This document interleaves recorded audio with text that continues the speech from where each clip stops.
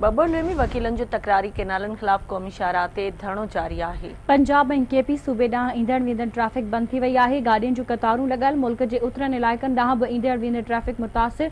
मुसाफ़िर परेशानियुनि जो शिकार आहिनि। गुज़िरियल ॾींहुं वकीलनि जो कराची खां निकितल काफ़िलो बबरडोई पहुतो, जिते धरणो जारी आहे। जेसीं ताईं तकरारी केनाल वारो मंसूबो वापसि न वरितो वेंदो, धरणो जारी रहंदो।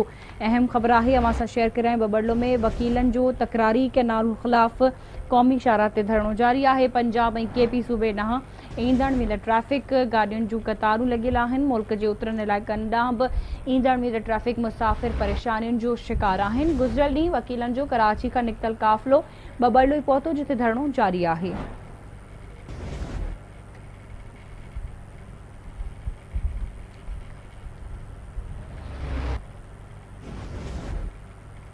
एक भेरो ॿीहर अव्हांखे आगाह कयूं पिया। पंजाब ऐं केपी सूबे ॾांहुं ईंदड़ वेंदड़ ट्रैफिक बंद थी वई आहे। धरणे सबबि गाॾियुनि जूं कतारूं लॻियूं आहिनि। बबरडो में वकीलनि जो तकरारी केनालनि ख़िलाफ़ क़ौमी शाहराह ते धरणो जारी आहे। पंजाब ऐं केपी सूबे ॾांहुं ईंदड़ वेंदड़ ट्रैफिक बंद थी वई। तफ़सील मालूम कंदासीं। आवाज़ न्यूज़ रिपोर्टर इरफान मंगी खां। जी इरफान, छा तफ़सील आहिनि, आगाह कजो।